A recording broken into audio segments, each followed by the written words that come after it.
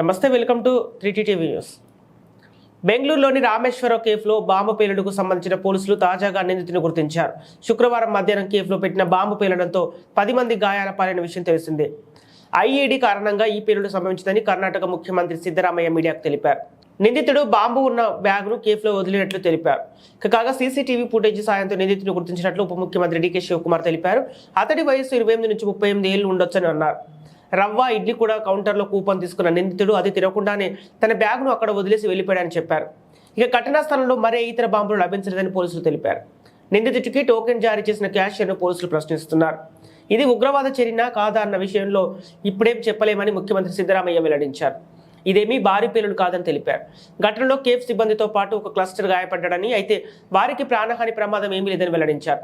కాగా ఈ ఘటనపై హెచ్ఏఎల్ పోలీస్ స్టేషన్లో కేసు నమోదైంది.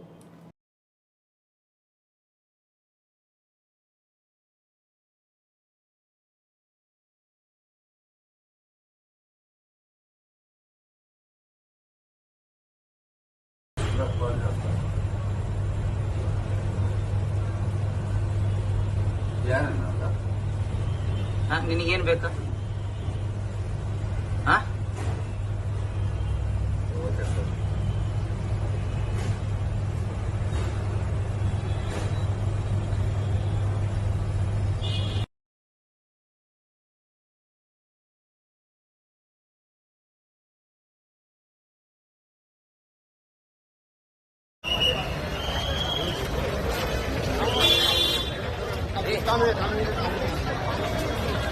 ಇನ್ನೂ ರಿಸ್ಕ್ ಇದೆ.